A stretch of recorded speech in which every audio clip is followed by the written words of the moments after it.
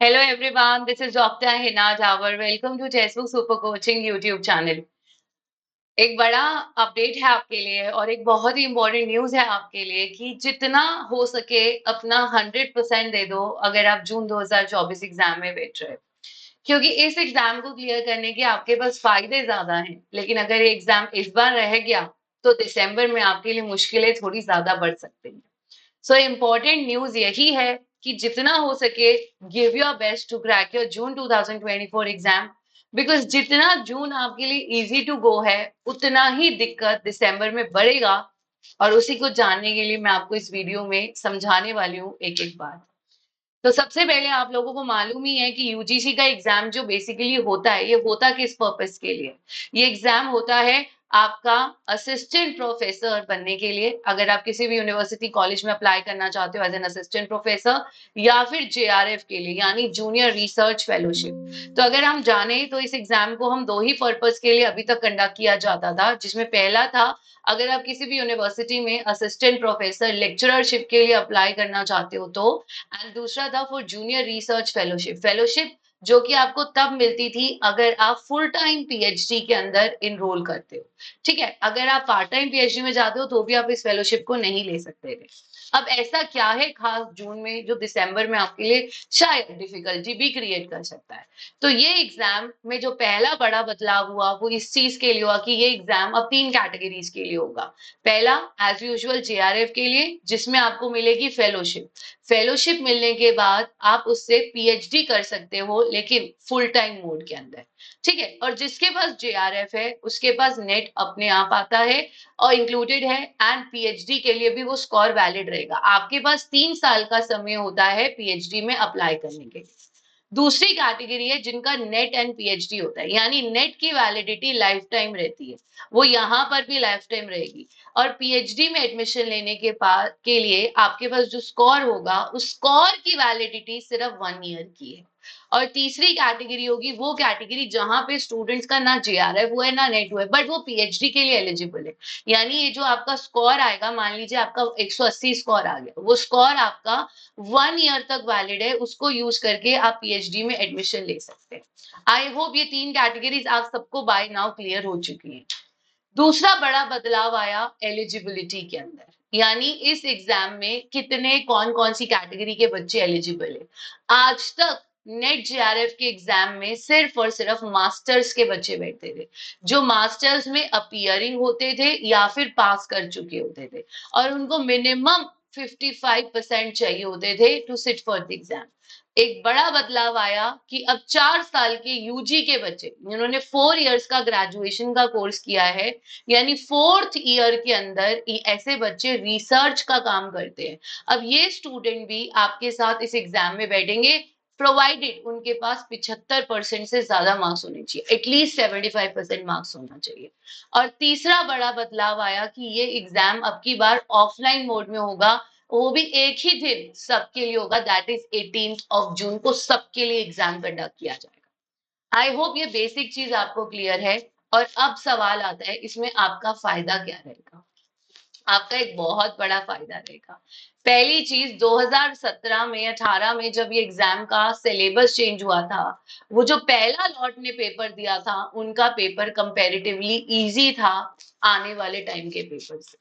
तो जब जब कोई बड़ा चेंज आता है उस साल पेपर जो होता है कंपैरेटिवली इजियर रहता है इन कंपैरिजन टू जो लेटर पेपर बने, क्योंकि नया झटका लगा है, यहाँ पीएचडी के लिए भी स्कोर आना है, 4 ईयर यूजी भी बैठेगा।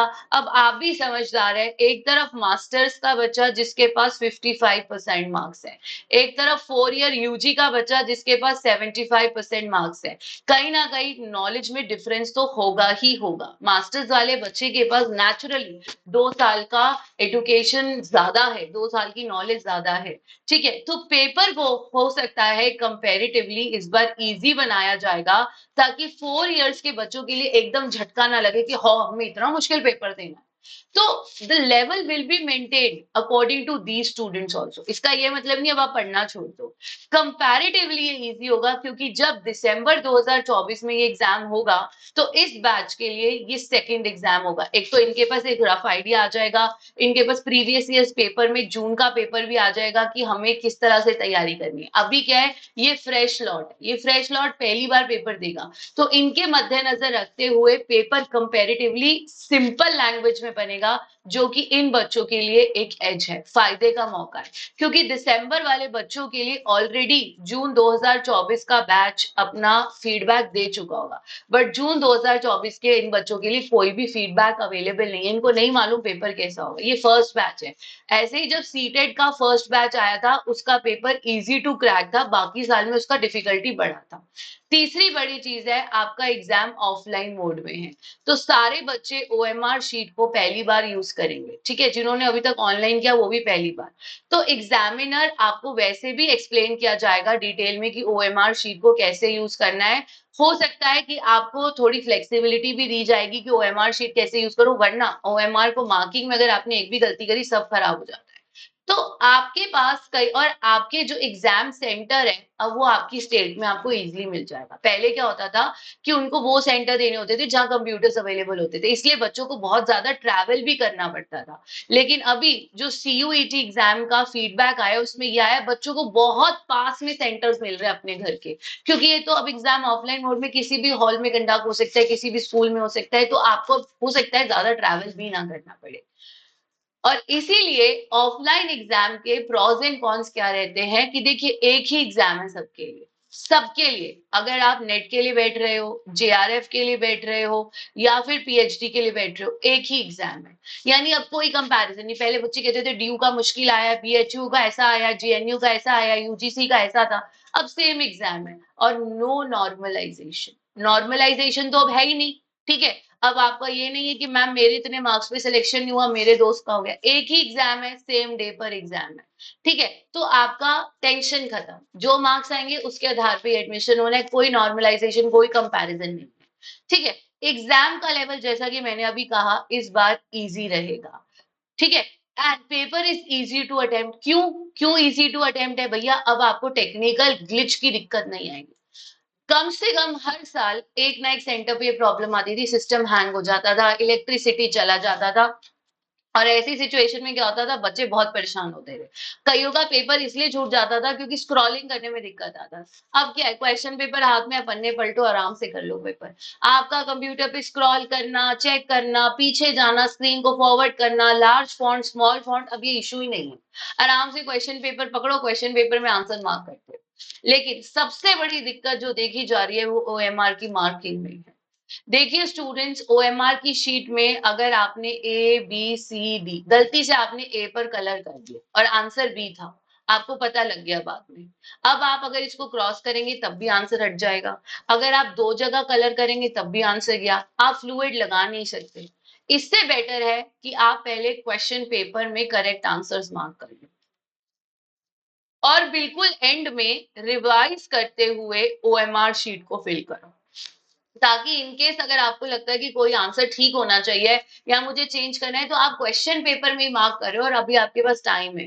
तो देखिए इस बार टाइम मैनेजमेंट आपको करके चलना पड़ेगा। कोशिश कीजिए हर हाल में आप अपना पेपर 20 से 30 मिनट्स पहले खत्म कर दें, ताकि ये आधे घंटे में आप सिर्फ ओएमआर शीट को बहुत क्लीनली और बहुत ध्यान से फिल करें, बहुत क्लीन तरीके से, बहुत क्लियरली आप मार्क कीजिए, ताकि इस तरह का एरर ना हो। क्योंकि सीयूईटी पीजी एग्जाम में ये बच्चों के लिए एक बहुत बड़ी प्रॉब्लम थी, क्योंकि फ्लूइड लगा के या कलर चेंज करके या क्रॉस करके आंसर चेंज नहीं कर सकते थे। एंड सबसे बड़ा दिक्कत जो है वो ये है कि दिसंबर 2024 में 99% चांसेस हैं कि आपका सिलेबस चेंज होगा।